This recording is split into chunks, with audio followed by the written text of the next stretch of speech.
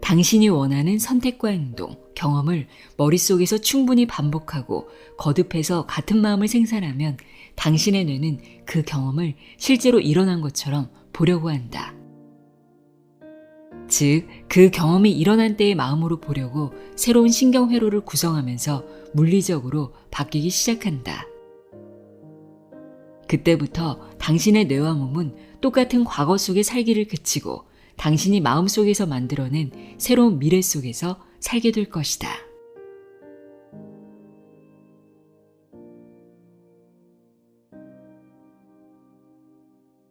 안녕하세요. 나의 소리책 갈피 소리내어 읽다입니다. 오늘은 인간이 얼마나 대단한 존재인지, 한계가 없는 존재인지, 스스로 새로운 몸과 새로운 삶을 창조할 수 있는 존재인지를 일깨워주는 책입니다. 조 디스펜자의 당신이 플라시보이다 입니다. 책이 꽤 두껍고 내용이 방대한데요. 생각이 어떻게 현실을 창조하는지, 내 안에 얼마나 대단한 잠재력과 치유력이 있는지 궁금하다면 꼭 한번 읽어봐야 할 책이라고 생각합니다. 플라시보 효과는 가짜 약을 먹고도 이 약을 먹으면 나아질 거라는 믿음이 약 효과로 나타나는 것을 말하죠. 플라시보와 반대로 노시보 효과는 아무런 해가 없지만 해롭다고 믿으면 실제로 해로운 영향을 불러일으키는 현상을 뜻합니다. 플라시보, 노시보 둘 다 우리의 믿음이 만들어낸 현상입니다. 우리는 이런 효과들을 신기한 현상 정도로만 이해하고 있는데요. 이 책을 읽고 나면 플라시보 효과가 어떻게 가능한지 그 작동 방식을 알 수 있고 생각과 마음이 어떻게 몸에 영향을 미치는지 또 생각이 현실을 창조하는 과정을 이해할 수 있습니다. 우리 뇌는 하루에 6만 가지가 넘는 생각을 한다고 합니다. 하지만 그중 90%는 어제도 했던 생각이라고 하는데요. 같은 생각이 같은 선택을 이끌고 같은 행동을 하며 같은 경험과 감정을 부르기 때문에 변화의 강을 건너기가 어렵습니다. 좀처럼 꿈을 이루는 것도 마음을 고쳐먹는 것도 잘 되지 않는 이유이기도 합니다. 이 책은 변화를 꿈꾸는 이들에게 어떻게 하면 내 마음을 플라시보처럼 사용할 수 있는지 자세히 안내하고 있습니다. 저자가 책 서문에서 척추뼈가 6개나 부러지는 사고를 당하고 수술 없이 9주 만에 회복하는 과정을 소개하고 있는데요. 그 내용이 참 신비롭더라고요. 그럼 지금부터 원하는 삶을 창조하는 마음 활용법 조 디스펜자의 당신이 플라시보다 내용의 일부를 읽어드립니다. 귀 기울여 들어보세요.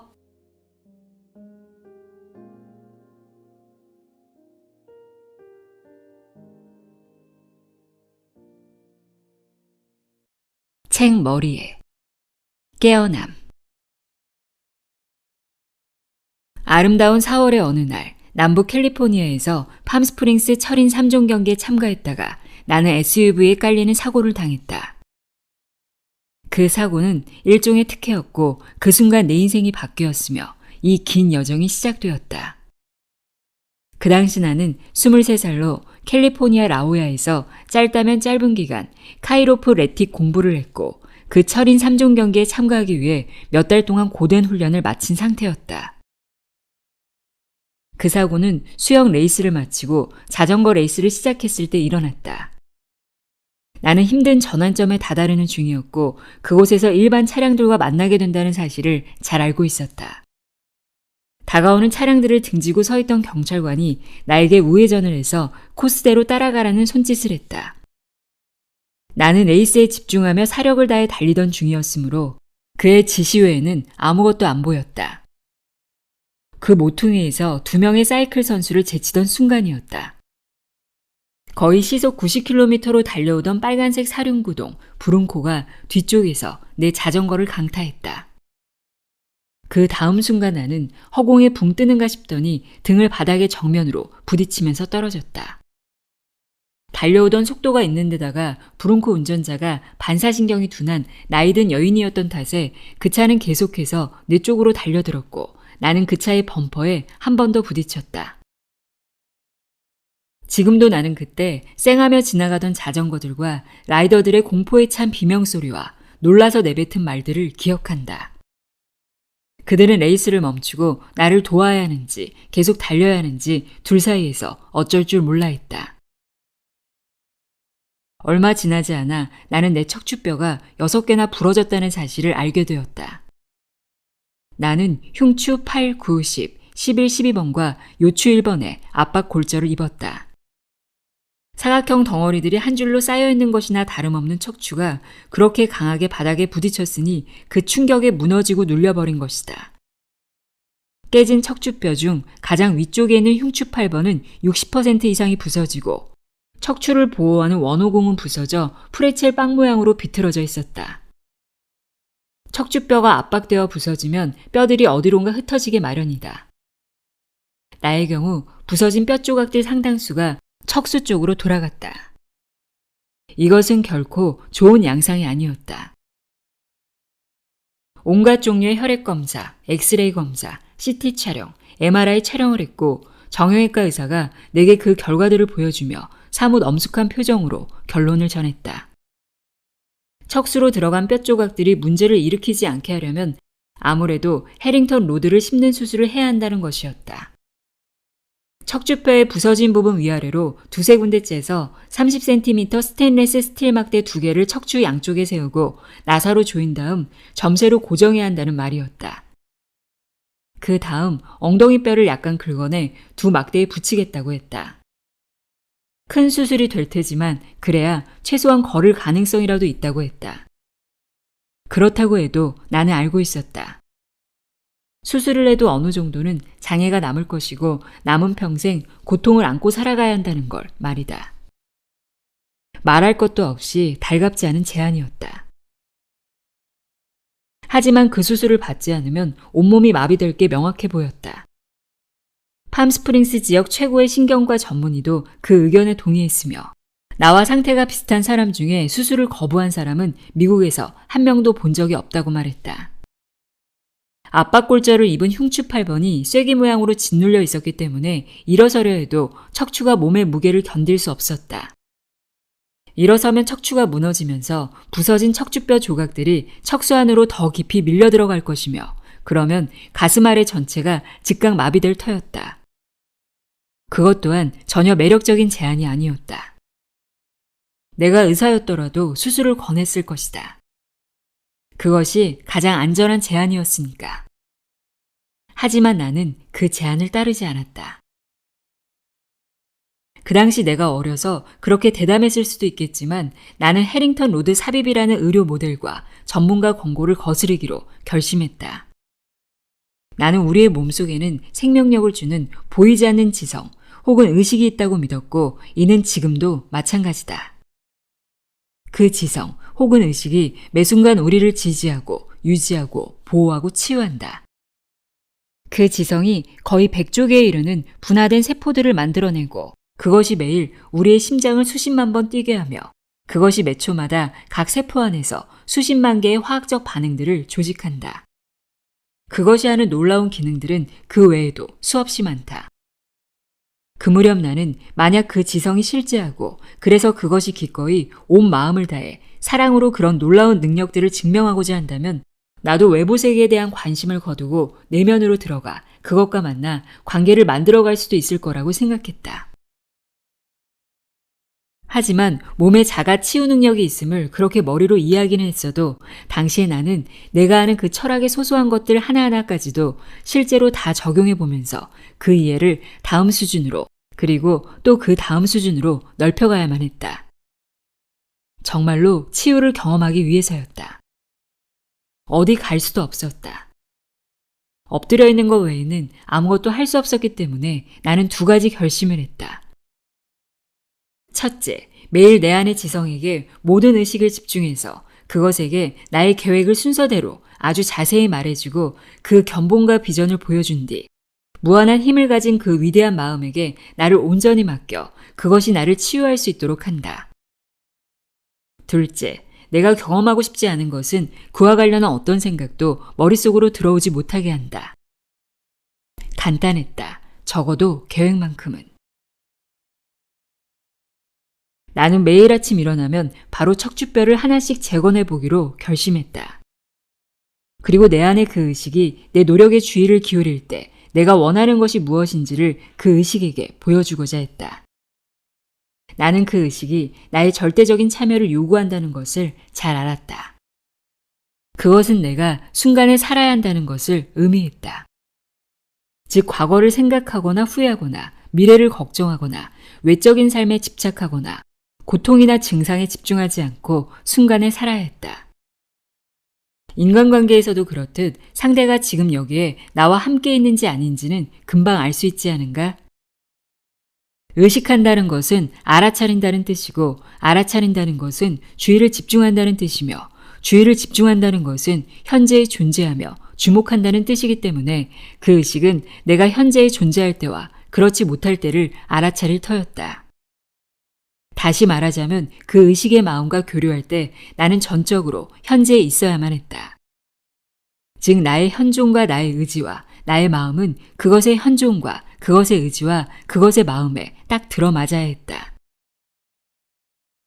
따라서 나는 하루에 2번, 각각 2시간씩 내면으로 들어가 내가 의도한 결과의 그림을 만들어내기 시작했다. 당연히 완전히 치유된 척추 그림이었다. 물론 나는 내가 얼마나 무의식적으로 살고 있고 또 산만한지도 알게 되었다. 위기나 트라우마의 순간 우리는 원하는 것보다 원하지 않는 것을 생각하는데 너무도 많은 주의와 에너지를 소비한다는 걸 나는 그때 깨달았다. 처음 몇 주 동안 나는 나의 그런 경향에 죄책감을 느꼈다. 그런 경향이 매 순간 이어졌으니까 말이다. 완전히 회복된 척추로 살아가는, 내가 원하는 삶을 창조하는 명상을 한창 하던 중에 나는 갑자기 결코 다시는 걷지 못할지도 모른다던 몇 주 전 의사들이 한 말을 떠올렸다. 나는 분명 내면에서 척추의 재건에 한창이었는데 다음 순간에 보니 내 카이로프래틱 사업체를 팔아야 하나 마나로 스트레스를 받고 있었다. 다시 걷는 모습을 머릿속에서 한 단계씩 시연하던 중에도 나머지 인생을 휠체어에 앉아 살게 되면 어쩌지 하고 염려하는 나 자신이 보였다. 어떤 상태였는지 상상이 갈 것이다. 그래서 나는 마음이 산만해져 바깥 세계를 방황할 때마다 전체 상상을 처음부터 다시 시작했다. 지난한 작업이었고 거듭 좌절할 수밖에 없었다. 정말이지 내가 해온 어떤 일보다 힘들었다. 하지만 나는 내 안에 관찰자가 알아보려면 그 최종 그림이 깨끗하고 명확하고 중간에 끊어짐 없이 계속 그려져야 한다고 생각했다. 그 지성이 해낼 것이라고 내가 희망하고 확신했던 일을 그것이 정말 할 수 있게 하려면 처음부터 끝까지 나는 의식적인 상태로 남아있어야 했다. 의식 없는 상태에 빠져서는 안 되었다. 그렇게 그 의식에 집중하려고 나 자신과 싸우고 애쓰며 6주를 보내고 나서야 나는 비로소 중간에 멈춤 없이 내면의 재건 과정을 마칠 수 있었다. 그러곤 처음부터 다시 시작했다. 그 일을 처음으로 해냈던 날이 지금도 생생하게 기억난다. 테니스를 칠 때 스위스팟에 공이 정확하게 맞았을 때의 느낌과 비슷했다. 뭔가 옳구나 싶은 느낌이 들었다. 딸깍하는 소리, 뭔가 딱하며 분명해진 느낌이었다. 그러곤 완성되고 온전해진 것 같은 느낌, 만족스러운 느낌이 들었다. 처음으로 내 몸과 마음이 진정으로 깨어있고 진정으로 편안했다. 머릿속에 어떤 수다도, 분석도, 생각도, 집착도, 시도도 없었다. 홀가분해지더니 일종의 평화와 고요가 가득해졌다. 과거나 미래에 대한 걱정이 더 이상 하나도 문제될 게 없는 것 같았다. 그런 깨달음에 이르자 치유될 수 있겠다는 확신이 들었다. 동시에 척추를 재건하며 원하는 심상을 창조하는 일이 매일 조금씩 더 쉬워지기 시작했다. 무엇보다 상당히 의미 있는 생리적 변화들이 일부 느껴졌다. 그때부터 나는 변화를 위해 내면에서 내가 하던 일을 나의 밖, 즉 내 몸 안에서 일어나는 일과 연결해 생각하기 시작했다. 그렇게 연결하는 순간 나는 더 많은 확신을 갖고 더 큰 집중력으로 그 일을 할 수 있었다. 나는 그 일을 하고 또 했다. 그리고 마침내는 그 일을 어쩔 수 없이 해야 하는 끔찍한 일이 아니라 기쁘고 고무적인 일로 여기며 계속 해나갈 수 있었다. 전에는 한 번 끝내는데 2~3시간이 걸렸던 일이 훨씬 짧은 시간에 끝이 났다. 덕분에 시간이 한결 여유로워졌다. 남은 시간 동안에 물가에 나가서 다시 일몰을 보게 된다면, 친구들과 다시 음식점에 가서 점심을 먹게 된다면 어떨까 같은 생각들을 하기 시작했다. 나는 이제는 그런 일들을 결코 당연한 일인 양 여기지 않을 것 같았다. 그런 생각들은 더 구체적이 되어서 예를 들어 샤워를 하며 얼굴과 몸에 물을 맞는 느낌, 혹은 그냥 변기에 앉아있는 느낌, 샌디에고 해변을 걷는 느낌, 얼굴에 바람을 맞는 느낌 같은 것도 상상했다. 사고 전에는 진정코 한 번도 대단하다고 생각해 본 적 없는 일들이었는데 이제는 하나같이 소중했다. 그리고 나는 시간이 걸리더라도 내가 이미 그곳에 가 있는 듯 느껴질 때까지 그 모든 일을 가슴 깊이 끌어안았다. 그 당시에는 내가 무슨 일을 하고 있는지 몰랐지만 지금은 잘 안다. 나는 양자장 속에 존재하는 미래의 모든 가능성들에 대해 생각하고 그 각각의 가능성을 감정적으로 받아들이는 중이었다.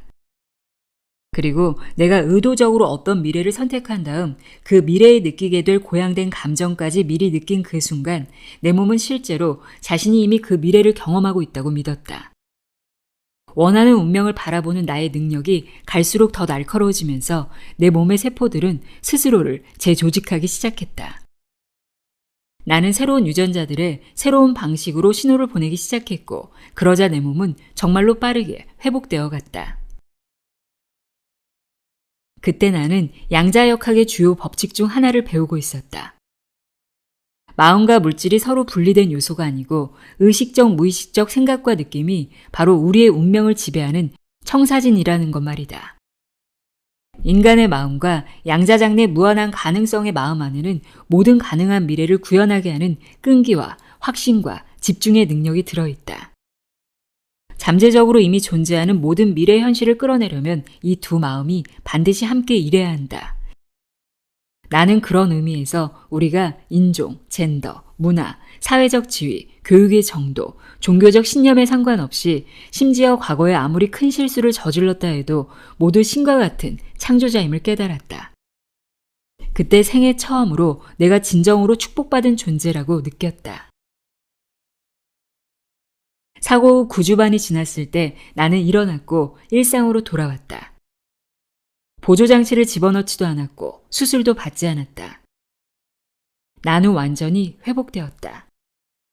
사고 10주 다시 카이로프렉터로서 환자들을 돌보기 시작했고 12주째에는 재활운동을 계속하긴 했지만 사고 전에 하던 훈련과 웨이트 트레이닝을 다시 할 수 있었다. 그리고 사고 후 거의 30년이 지난 지금 나는 정직하게 말할 수 있다.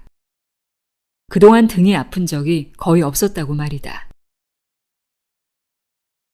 그런데 나의 모험이 거기서 끝난 것은 아니었다. 일상으로 돌아온 내가 예전의 나일 수는 없었다. 나는 많은 면에서 변해 있었다. 나는 새 세상으로 들어간 것 같았다. 그리고 나는 누구인가? 이 삶에 무슨 의미가 있는가? 지금 여기서 나는 무엇을 하고 있는가? 나의 목적은 무엇인가? 신이란 과연 무엇인가? 혹은 어떤 존재인가? 같은 큰 질문들을 던지기 시작했다. 회복기의 길고 외로운 밤들을 뜬 눈으로 지새우면서 나는 내 안의 그 의식에게 약속을 했다. 내가 다시 걸을 수 있다면 몸과 마음의 연결, 그리고 그 물질을 지배하는 마음의 개념을 조사하고 연구하는데 남은 생을 다 바치겠다고 말이다. 그리고 바로 그것이 그 후 거의 30년 동안 내가 해오고 있는 일이다. 나는 병원 치료건 다른 치료건 치료를 받았음에도 낫지 않거나 오히려 더 심해졌는데 갑자기 병이 나았다는 사람들을 나라가 어디든지 두루두루 찾아다녔다. 그들 사이의 공통점을 찾기 위해 인터뷰를 시작했고 그들을 낫게 한 것이 무엇인지 이해하고 기록해 나아갔다. 과학과 영성을 결합하고 싶은 나의 열정 때문이었다. 나는 그 기적적인 경우들 하나하나가 모두 마음이라는 강력한 요인 덕분임을 알게 되었다. 내 안의 과학자가 호기심을 키우며 들썩이기 시작했다. 나는 다시 대학 수업을 들으며 신경과학의 최신 연구들을 공부했고 대학원에 들어가 뇌영상법, 신경가소성, 후성 유전학, 정신신경 면역학 분야의 연구에 박차를 가했다.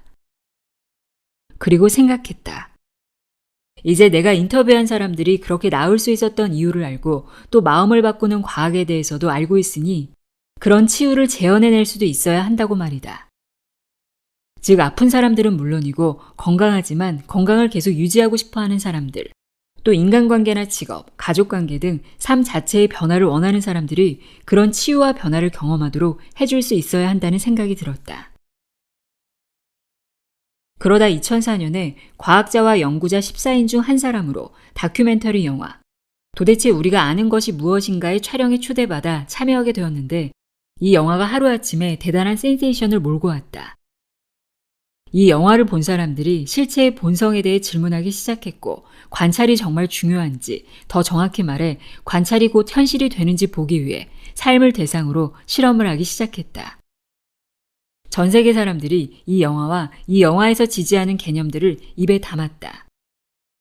그 뒤를 이어 2007년 나의 첫 번째 책 꿈을 이룬 사람들의 뇌가 출간되었다.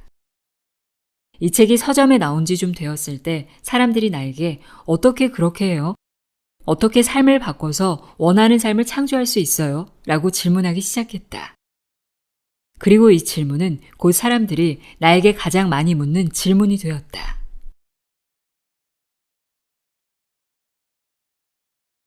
뇌 속의 플라시보 효과.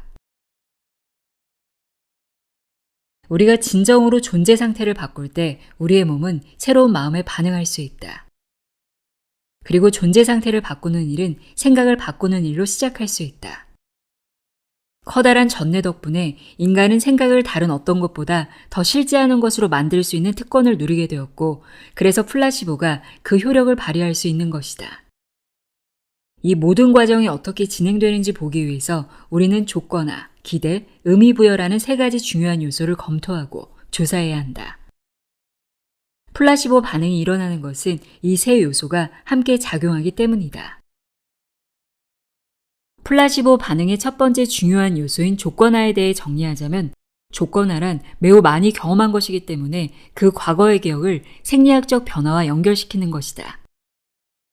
예를 들어 아스피린을 복용한 과거 기억을 두통의 제거와 같은 생리학적 변화와 연결시키는 것이다. 이렇게 생각해보자. 머리가 아플 때 실제로 당신은 내면에서 생리적 변화가 일어났음을 알아채는 것이다. 당신이 자동으로 하게 될 다음 일은 외부 세계에서 뭔가를 찾아 내면 세계에 변화를 주는 것이다.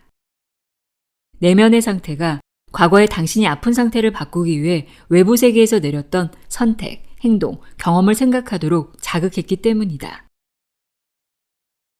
다시 말해 아스피린이라는 외부 환경에서 온 자극 혹은 신호가 하나의 특별한 경험을 만들고 그 경험이 생리적 반응 혹은 보상을 낳을 때 그것이 당신 내면의 환경을 바꾼다. 내면 환경의 변화를 알아채는 순간 당신은 그 변화를 야기한 외부의 것에 주목한다.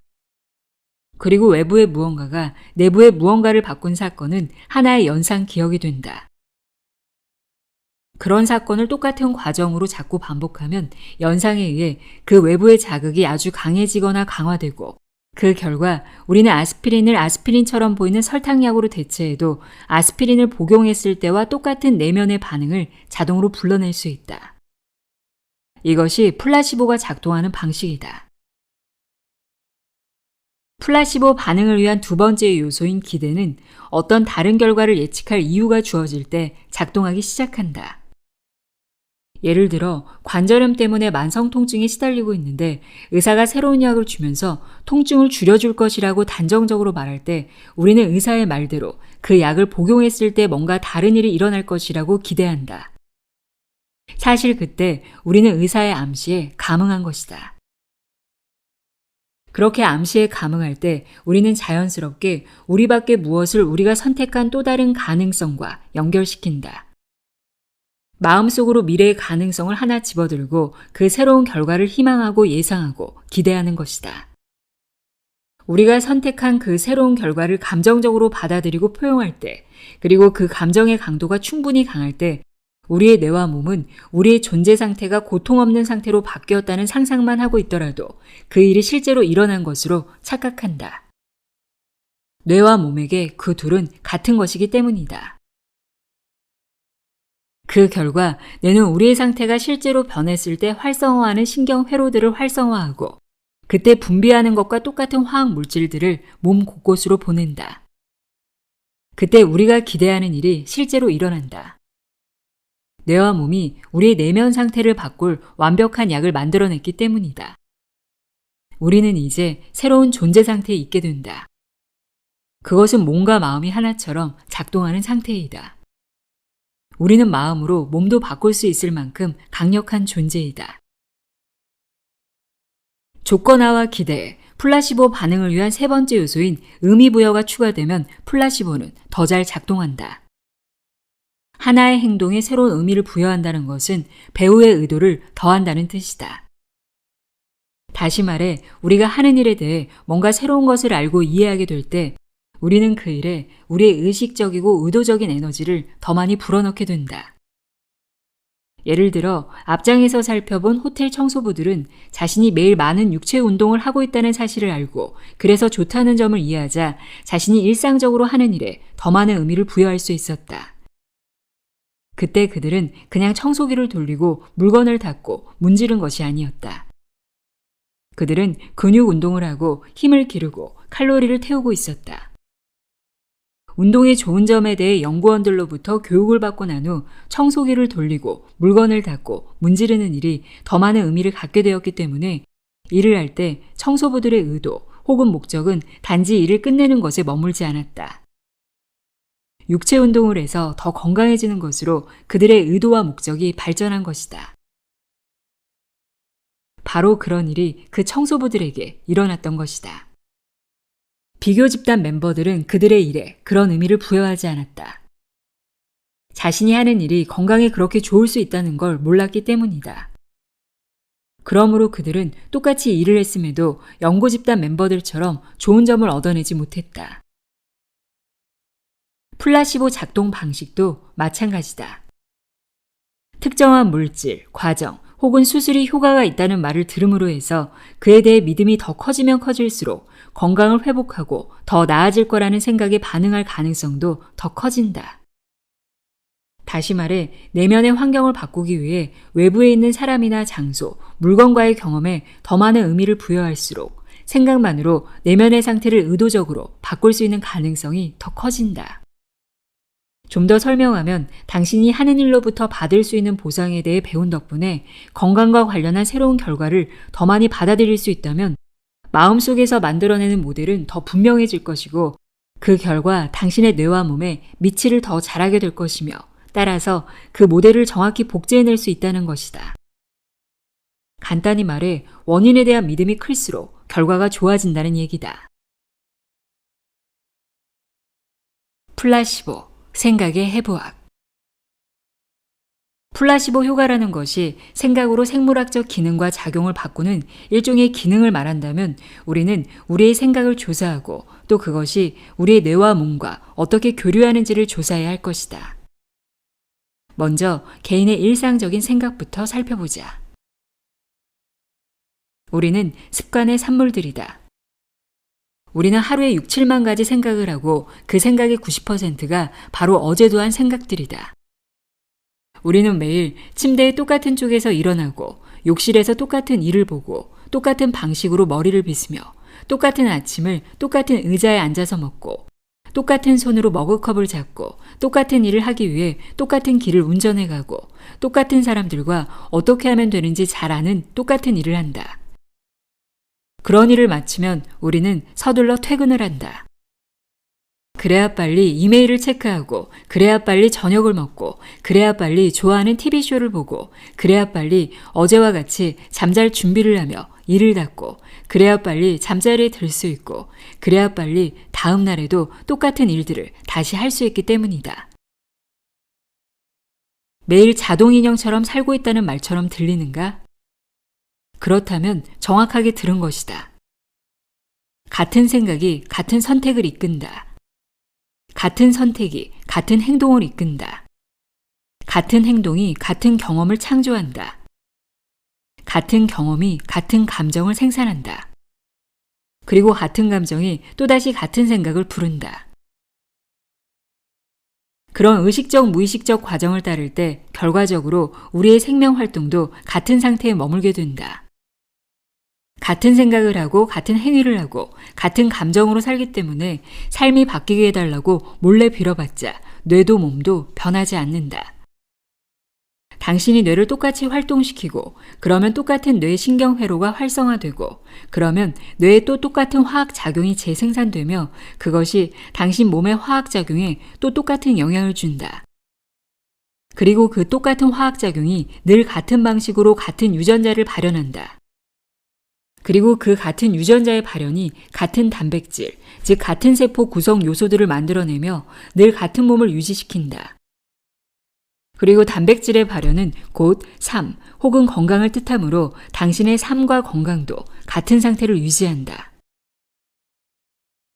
그럼 이제 잠시 당신의 삶을 살펴보자.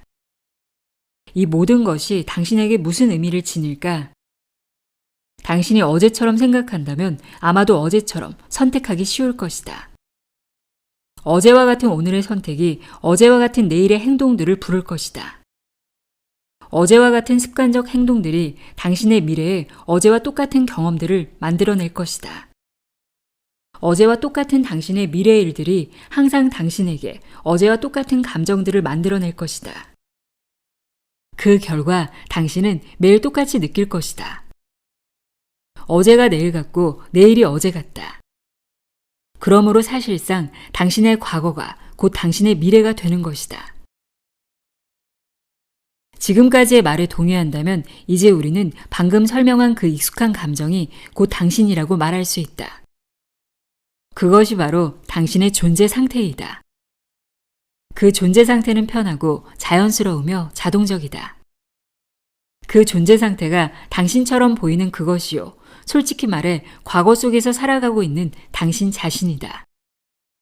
반복적인 과정을 매일 계속하면 그 당신으로 보이는 존재의 상태는 그때그때 어제와 같은 생각을 부르는 일만 할 수 있다. 그리고 그 생각은 또 당신에게 영향을 줘 당신으로 하여금 자동으로 어제와 똑같은 선택과 행동과 경험의 순환을 갈망하게 할 것이다. 당신이 당신이라고 생각하는 그 익숙한 느낌으로 되돌아가기 위해서 말이다.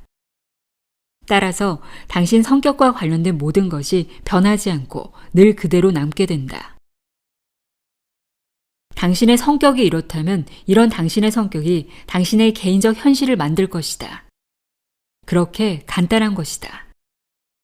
당신의 성격은 당신이 어떤 생각을 하느냐, 어떻게 행동하느냐, 어떻게 느끼느냐에 따라 결정된다. 그러므로 현재 이 페이지를 읽고 있는 당신의 현재 성격이 당신의 삶이라고 하는 현재의 개인적 현실을 만들어 온 것이다. 그리고 그것은 당신이 새로운 개인적 현실을 창조하고 싶다면 지금까지 해온 생각을 조사해서 바꿔나가야 한다는 뜻이기도 하다. 당신은 똑같은 경험만 불러온 그동안 당신이 선택해온 무의식적인 행동들에 대해 의식해야 하고 그 다음에 새로운 선택을 하고 새로운 행동을 하고 새로운 경험을 창조해야 한다. 당신은 당신이 기억 속에 저장해서 일상적으로 늘 느끼며 살아가는 감정들을 주의 깊게 살피고 그 감정들을 거듭 느끼는 것이 당신에게 좋은지 아닌지 판단해야 한다. 알다시피 사람들은 대부분 기존의 성격을 그대로 갖고 있으면서 새로운 현실을 만들어 보려고 애를 쓰지만 그런 일이 될 리가 없다.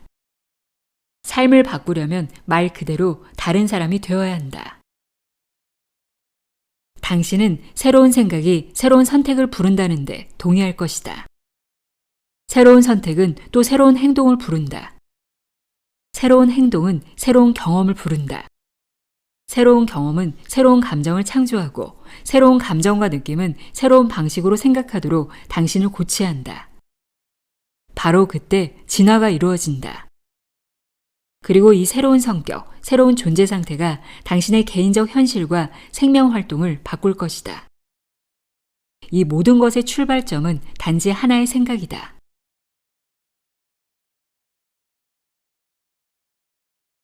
몸속의 플라시보 효과. 1981년 9월의 어느 상쾌한 날, 7, 80대 남성 노인 8명으로 구성된 한 집단이 승합차를 나눠 타고 보스턴에서 북쪽으로 2시간 거리인 뉴햄프셔주 피터버리의 한 수도원으로 향했다. 5일 동안 피정을 하기로 되어 있었는데 단 그곳에서 그들은 다시 젊어진 것처럼 행동해야 했다.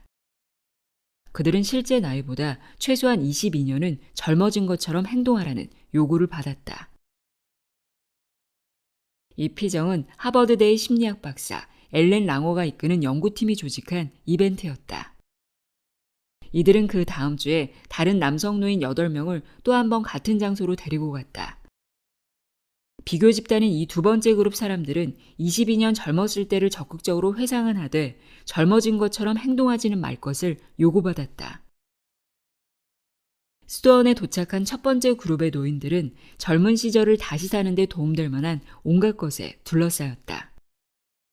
그들은 라이프지와 썬데이 이브닝 포스트지, 옛날 판들을 뒤적거렸고 1959년에 인기를 끌었던 영화와 텔레비전 쇼를 시청했으며 라디오에서 페리코모와 네킹콜의 음악을 들었다. 그 소품들은 모두 교묘히 고안된 장치들로 노인들이 22살이나 더 젊어졌다고 느끼는데 큰 도움이 되었다. 2번에 걸친 닷새간의 피정이 끝나고 연구원들은 여러 가지 측정을 해서 그 수치를 피정 전에 미리 측정해둔 수치와 비교했다.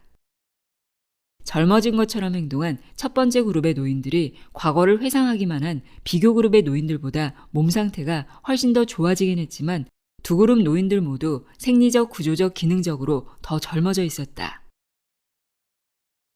노인들은 키가 더 커지고 몸무게가 줄어들고 걸음걸이가 좋아졌다.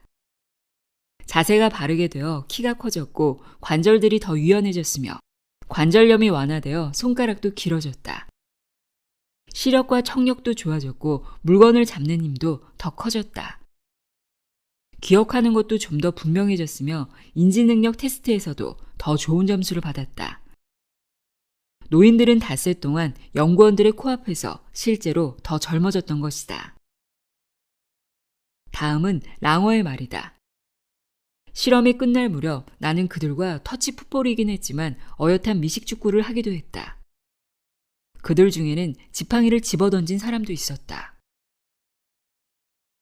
어떻게 이런 일이 가능했을까?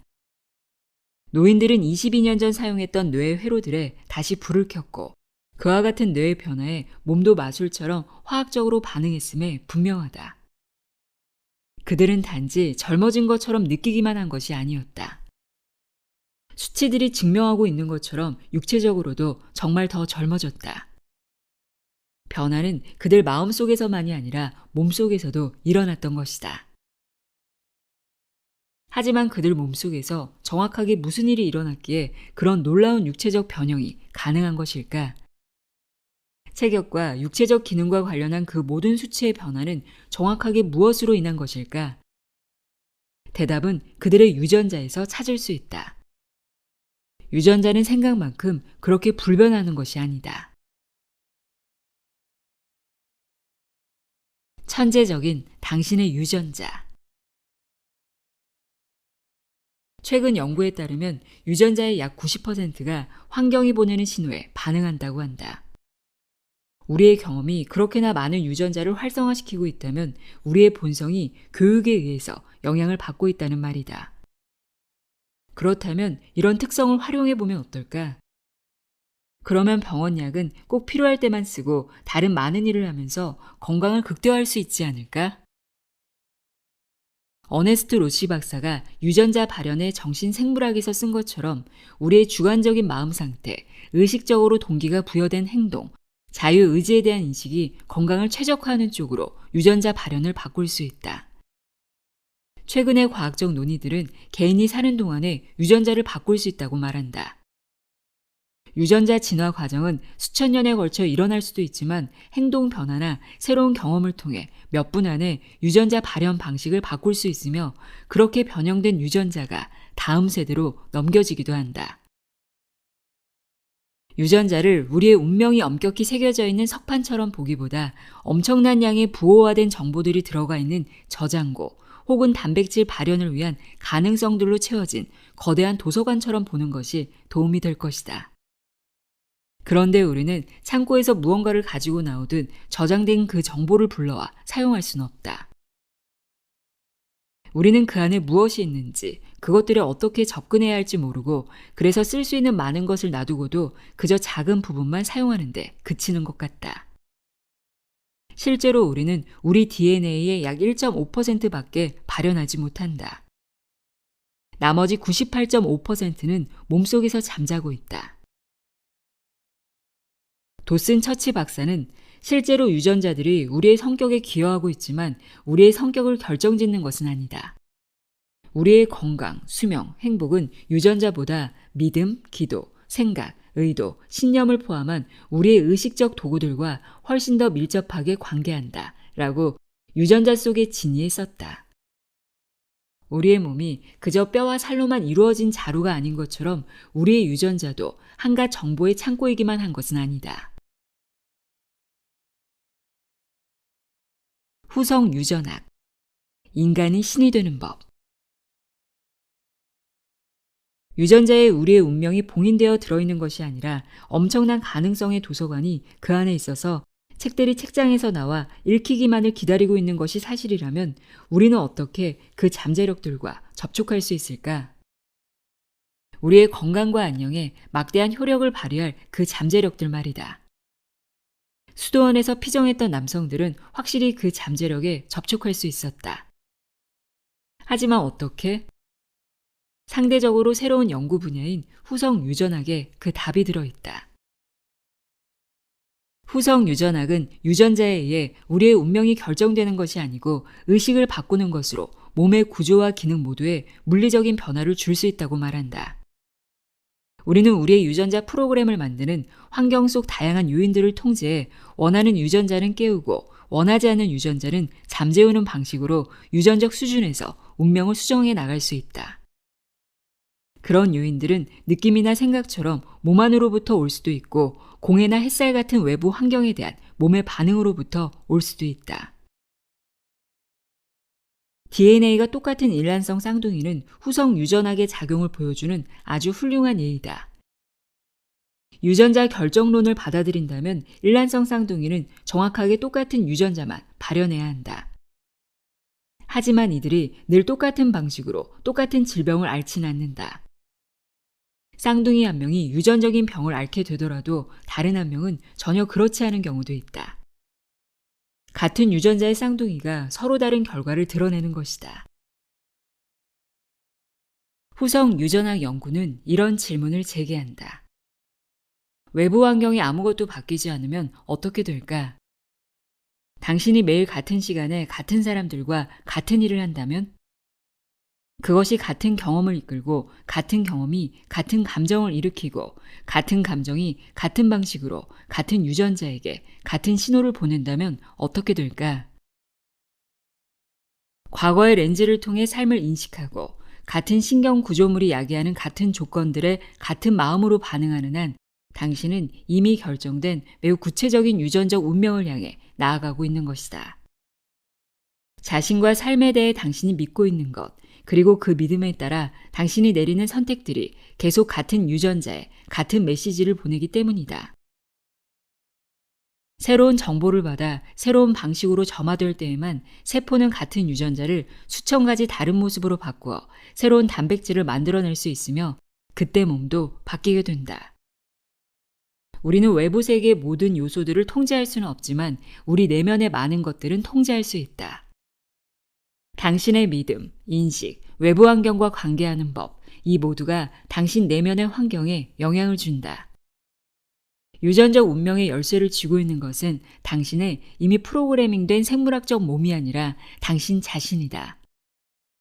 당신은 당신의 잠재력을 풀어줄 자물통의 구멍에 맞는 열쇠를 찾기만 하면 된다. 그러니 유전자가 무엇인지 제대로 알아보는 것이 어떻겠는가? 유전자는 가능성의 제공자요, 무한한 잠재력의 원천이며 개인적인 명령들의 암호 체계 같은 것이다. 사실 유전자는 변형을 위한 도구의 다름 아니며 변형이란 말 그대로 형태를 바꾸는 것이다.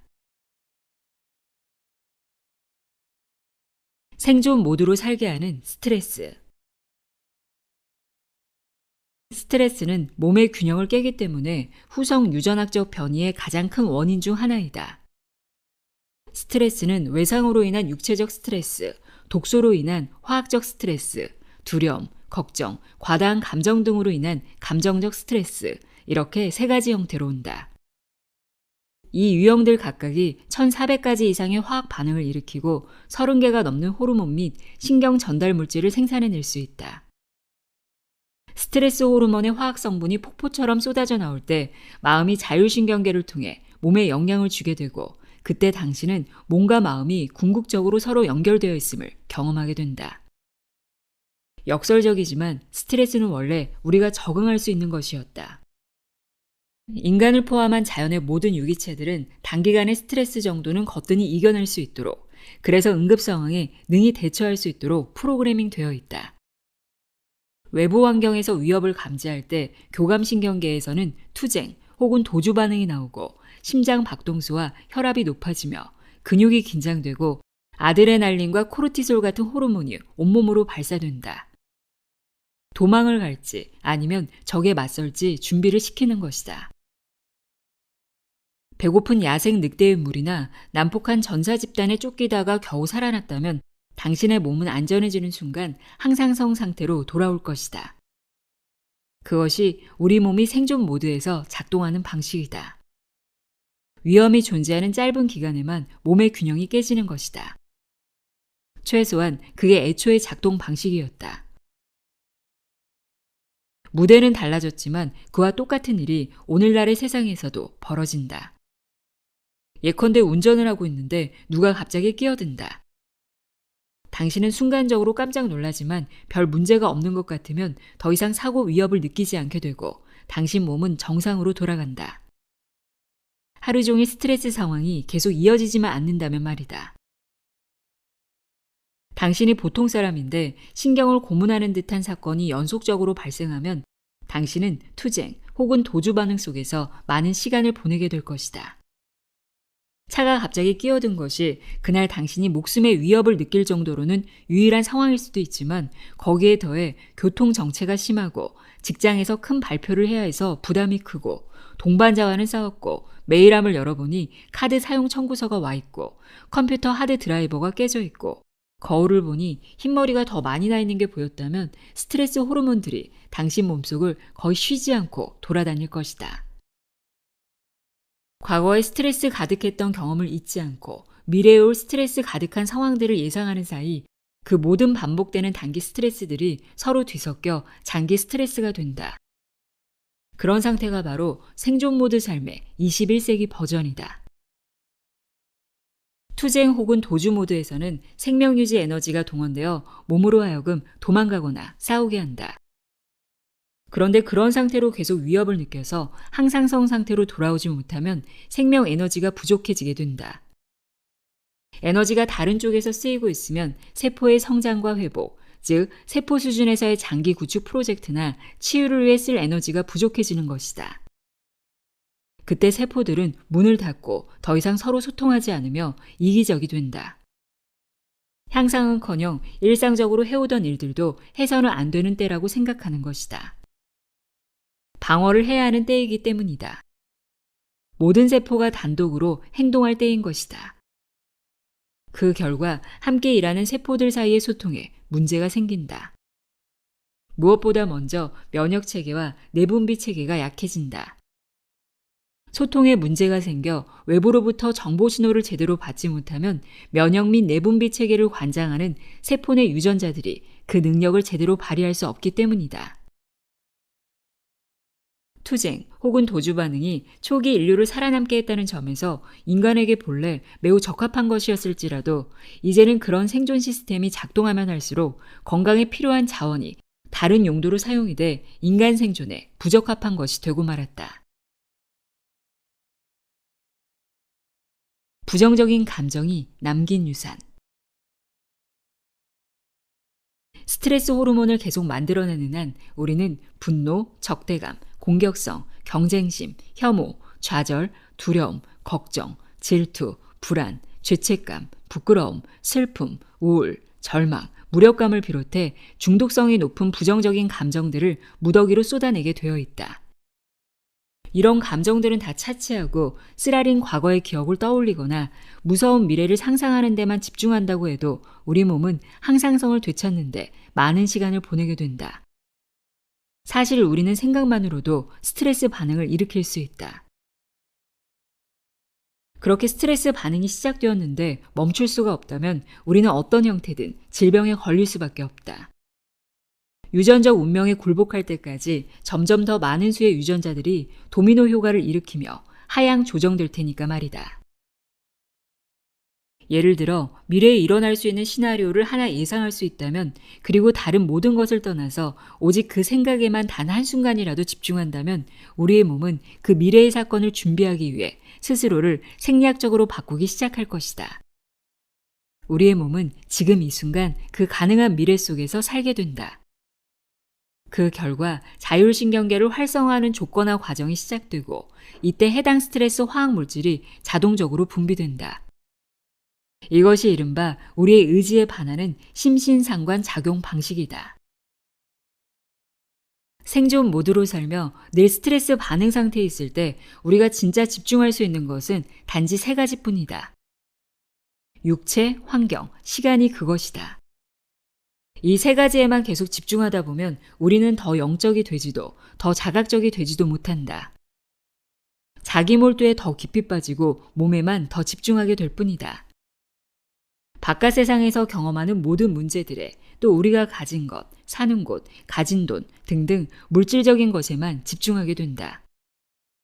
그러다 보면 우리는 시간에도 집착하게 된다. 과거에 있었던 충격적인 경험과 비슷한 최악의 시나리오가 미래에도 닥칠 것에 대비해야 하기 때문이다. 그리고 시간은 늘 부족하고 모든 일에는 언제나 너무 많은 시간이 걸리기 때문이다. 이제 당신도 다 알았겠지만 하나 확실한 것은 생각하고 선택하고 행동하고 경험하고 느끼는 방식을 통해 우리가 정말로 어느 정도는 우리의 유전자를 조작하고 통제할 수 있다는 점이다.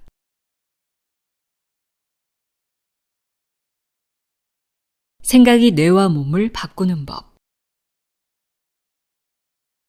이제 당신이 생각을 하고 감정을 느끼고 사건을 경험할 때마다 그것이 즐겁든 스트레스를 주든 간에 당신 세포들의 후성 유전학적 작동을 담당하는 기술자가 다름 아닌 당신 자신임을 알게 되었을 것이다.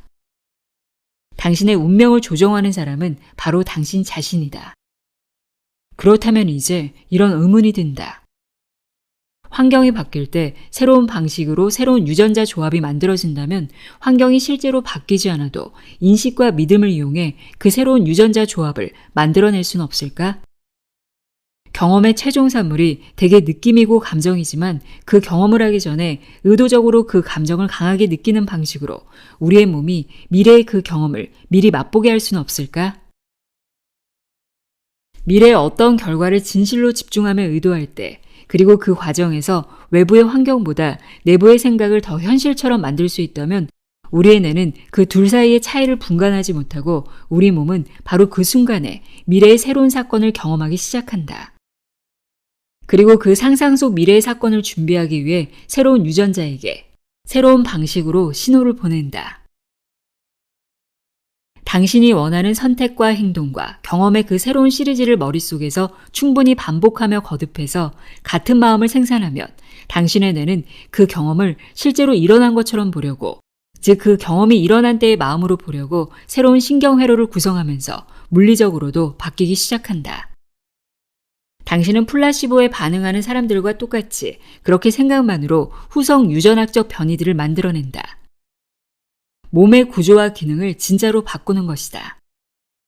그러면 그때부터 당신의 뇌와 몸은 똑같은 과거 속에 살기를 그치고 당신이 마음속에서 만들어낸 새로운 미래 속에서 살게 될 것이다. 그런 일은 머릿속 시연을 통해 가능하다. 머릿속 시연이란 간단히 말해 눈을 감고 어떤 행동을 하는 모습을 반복 상상하는 것으로 원하는 미래를 머릿속에서 되새기면서 더 이상 되고 싶지 않은 것과 되고 싶은 것을 상기시키는 훈련이다. 그 그 과정에서 자연스럽게 원하는 미래의 행동을 생각하게 되고 어떤 선택을 내려야겠다고 머릿속으로 계획하게 되며 새로운 경험에 마음을 집중하게 된다. 머릿속 시연 과정을 좀 더 자세히 살펴보자.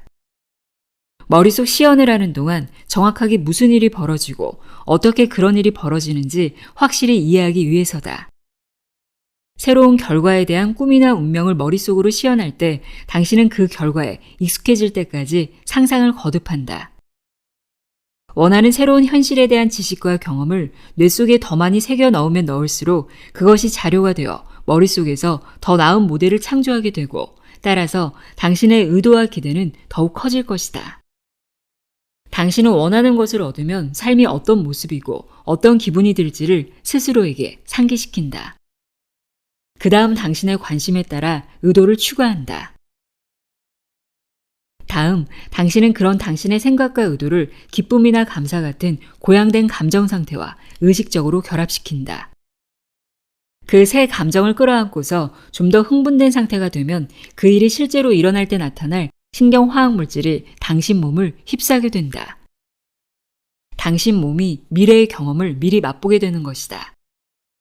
당신의 뇌와 몸은 삶에서 실제 경험을 하는 것과 그 경험에 대해 단지 생각만 하는 것의 차이를 구분하지 못한다. 신경화학적인 면에서만 보면 둘이 전혀 다르지 않기 때문이다. 따라서 당신의 뇌와 몸은 현재 그 새로운 경험을 실제로 하고 있다고 믿기 시작한다. 산만해지지 않고 미래의 사건에 집중하는 것으로 당신은 몇 분 안에 과거의 자아와 연결된 신경회로의 양을 줄일 수 있고 그렇게 오래된 유전자들을 끄기 시작하면서 새 신경회로들의 불을 켜 서로 연결을 짓게 되며 이 새로운 신경회로들이 적합한 신호를 보내 새로운 방식으로 새로운 유전자들을 활성화한다. 신경 가소성 덕분에 당신 뇌 속의 회로들은 당신이 머릿속으로 시연하는 것을 반영하기 위해 스스로를 재조직하기 시작한다.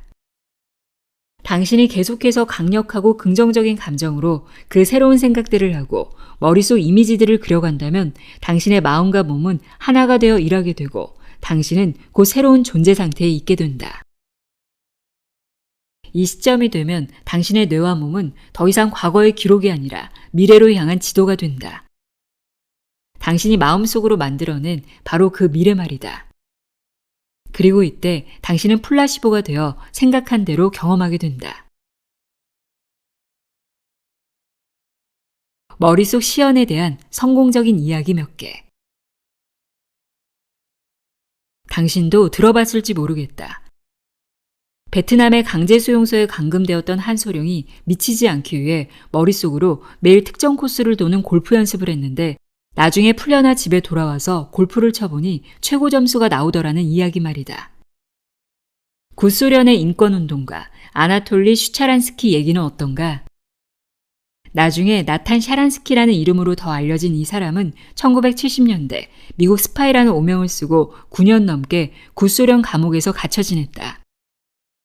비좁고 어둡고 살얼음이 서리던 감방에서 400일을 보내면서 샤란스키는 체스판과 말들의 위치를 상상하며 머릿속으로 매일 자신과 체스 게임을 벌였다고 한다. 덕분에 샤란스키는 신경지도의 많은 부분을 유지할 수 있었다. 감옥에서 풀려난 뒤 샤란스키는 이스라엘로 망명했고 나중에는 이스라엘의 통신 장관이 되었다. 그리고 체스 챔피언 가리 카스파로프가 1996년 이스라엘을 방문해 이스라엘인 25명과 동시 체스 게임을 치렀을 때 참여해 그를 이기기도 했다. 골프 선수 타이거 우즈나 마이클 조던, 레리 버드, 제리 웨스트 같은 농구 선수들, 야구 투수 로이 할리데이 등 셀 수 없이 많은 프로 선수들이 머릿속 시연의 놀라운 효과를 이용했다. 골프 챔피언 잭 니클라우스는 자신의 책 골프와 나의 인생에서 이렇게 썼다. 나는 머릿속으로 아주 선명하게 그림이 그려지지 않는 경우라면 연습 때라도 절대 공을 치지 않는다. 머릿속 그림은 마치 영화의 한 장면 같다. 먼저 나는 내가 원하는 곳으로 이미 가 있는 공을 본다. 밝은 초록색 잔디에 하얀 공이 멋지고 도도하게 안착해 있다. 그 다음 장면이 재빨리 바뀌고 나는 그곳으로 가 있는 공을 본다. 공이 날아가는 길, 궤도, 모양을 보고 땅에 닿을 때의 움직임까지 본다. 그 다음 페이드 아웃 같은 게 일어나고 내가 스윙하는 장면이 나타난다. 앞에 두 이미지를 현실로 만드는 바로 그 스윙이다. 그런 짧고 개인적이지만 헐리우드 영화 못지않게 극적인 그림이 그려질 때만 나는 골프채를 골라서 공을 향해 다가간다. 이 예들 외에도 머릿속 시연이 최소한의 연습으로 육체적 기술을 배우는데 극히 효과적임을 보여주는 사례들은 수없이 많다. 이 사람들의 공통점은 외부 환경을 극복하고 육체를 넘어서고 시간을 초월함으로써 내면의 커다란 신경학적 변화를 불러일으켰다는 점이다. 세상에 나아갈 때 이들은 몸과 마음을 하나로 움직이게 할 수 있었고 머릿속에서 생각해뒀던 것을 물질 세상에서 그대로 만들어냈다. 어떻게 그럴 수 있었는가는 과학적 연구들이 잘 설명해준다. 먼저 머릿속 시연에 대한 많은 실험들로 우리가 몸의 특정 부분에 집중할 때 그 부분을 관장하는 뇌의 영역을 자극하고 그런 자극을 계속할 때 뇌의 감각령에서 물리적인 변화가 뒤따름이 증명되었다. 같은 곳을 계속 의식할 때 같은 신경세포 네트워크를 만들어 단단하게 하기 때문이다. 그 결과 그곳에 더 강력한 뇌 지도가 만들어지는 것이다. 하버드 대학교에서는 피아노를 한 번도 쳐본 적이 없는 사람들에게 닷새 동안 하루에 2시간씩 한 손으로만 치는 간단한 코드를 머릿속으로 연습하게 했는데 그렇게 손가락 하나 까딱하지 않았음에도 그들의 뇌는 실제 피아노로 연습한 다른 사람들의 뇌와 똑같은 상태로 변해 있었다. 손가락 움직임을 관장하는 뇌 영역이 극적으로 증가한 까닭에 그들의 뇌만 보면 정말로 피아노로 연습한 사람 같아 보였다. 그들은 생각만으로 신경학적 하드웨어와 소프트웨어를 설치하고 새로운 뇌 지도를 창조해낸 것이다. 12주 동안 30명이 참여한 또 다른 연구에서 어떤 참가자들은 규칙적으로 새끼손가락 운동을 하고 다른 참가자들은 그 운동을 상상하기만 했다. 실제로 운동을 한 그룹의 사람들이 새끼손가락의 힘을 53%까지 강화했고 오직 상상만으로 운동한 그룹의 사람들은 35%까지 강화했다. 마음속으로만 운동한 사람들의 몸도 실제로 규칙적으로 운동한 사람들처럼 변해 있었다. 그들의 마음이 그들의 몸을 바꾼 것이다. 또 다른 유사한 실험에서는 10명의 지원자들이 일주일에 5번 이두박근을 가능한 최대로 수축시키는 상상을 했다. 그들이 그렇게 상상 운동을 할 때마다 연구자들이 그들 뇌의 전기활동을 기록했고 2주마다 근육의 힘을 측정했다. 이두박근 수축을 상상하기만 한 그들은 몇 주 만에 근육의 힘을 13.5%까지 강화했고 그런 상상 속 훈련을 멈춘 후에도 3개월 동안이나 그 힘을 유지했다. 새로운 생각에 그들의 몸이 반응한 것이다. 마지막으로 무게가 같기다는 아령을 실제로 혹은 상상으로 들어올리게 한 프랑스에서의 한 연구를 들 수 있겠다. 무거운 아령을 들어올리는 상상을 한 사람들이 가벼운 아령을 들어올리는 상상을 한 사람들보다 근육을 더 많이 쓴 것으로 결과가 나왔다. 머릿속 시연에 관한 이 3건의 연구에서 피실험자들은 모두 생각만으로 육체적 힘을 크게 강화했다.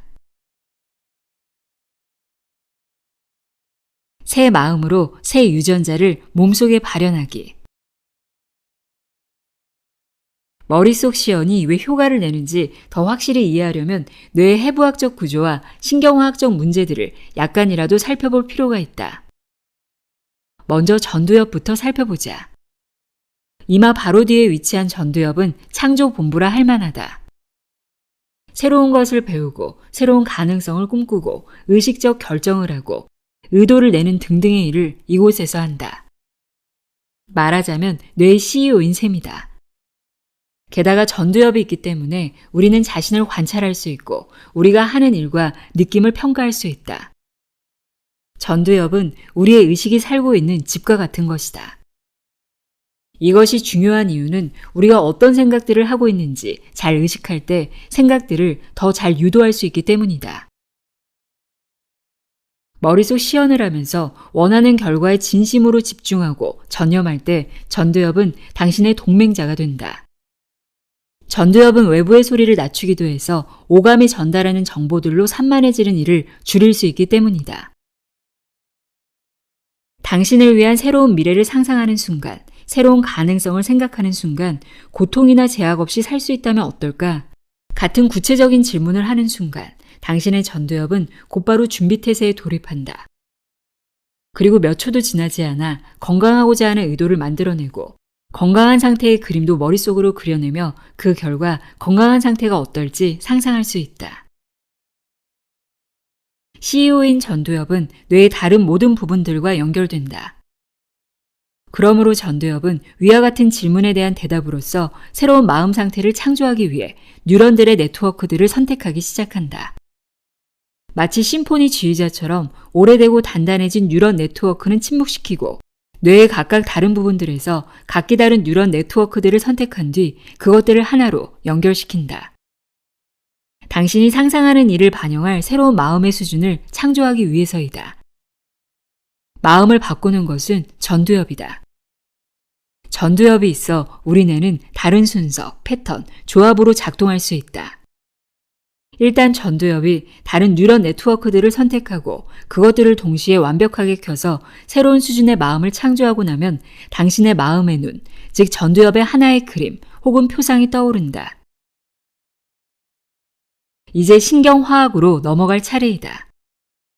당신이 하나의 분명한 의도에 집중하는 동안 당신의 전두엽이 지휘력을 발휘해 신경 네트워크들을 동시에 잘 발현시켰다면 당신의 마음속에서 생각이 하나의 경험이 되는 순간이 찾아올 것이다. 바로 내적 현실이 외적 현실보다 더 현실적으로 되는 순간이다. 일단 생각이 경험이 되면 당신은 그 사건이 현실이 될 때 어떤 느낌일지 그 감정을 느끼기 시작할 것이다. 그러면 당신의 뇌는 다른 종류의 화학물질 메신저를 만들어내 몸속의 세포들로 보낼 것이다. 신경 펩티드는 다양한 세포들에서 적절한 수용 영역 혹은 도킹 스테이션을 찾아 그 메시지를 우리의 몸의 호르몬 중추들에 보내고 궁극적으로는 세포들의 DNA에 보낸다. 그렇게 세포들은 새로운 메시지를 얻고 그때 사건이 일어나는 것이다. 이제 수많은 플라시보 연구들에서 나타난 플라시보 효과의 패턴을 살펴보자. 누군가 새로운 미래에 대해 분명한 의도를 갖기 시작하는 순간, 그리고 그 의도를 고양된 감정들과 결합시키는 순간 우리 몸은 더 이상 과거에 살지 않고 바로 그 새로운 미래에 살게 된다. 지금까지 보아왔듯이 우리 몸은 실제 경험에서 나오는 감정과 생각만으로 느끼는 감정을 구분하지 못하기 때문이다. 따라서 새로운 생각에 반응하면서 감정을 고양된 상태로 유지하는 것이 이 모든 과정에서 가장 중요한 요소이다. 세포 입장에서는 고양된 감정이 세포 밖에서 오는 새로운 정보이기 때문이다. 그리고 우리의 몸은 실제 경험과 마음속 경험이 같다고 여기기 때문이다. 잠시 머릿속 시험 문제로 되돌아가 보자. 머릿속 시연에서 전두엽이 어떻게 우리의 동맹자가 되는지 기억해 보기 바란다. 앞에서 말했듯이 육체나 외부 환경, 시간 같은 조건들을 잊게 만든다는 점에서 전두엽은 머릿속 시연에 도움이 된다. 전두엽은 우리가 우리 자신을 넘어 에고가 없는 순수한 의식 상태에 도달하도록 돕는 것이다. 이제 우리는 더 이상 변화를 위해 외부 환경이 바뀌기를 기다릴 필요가 없다. 우리가 변하면 된다.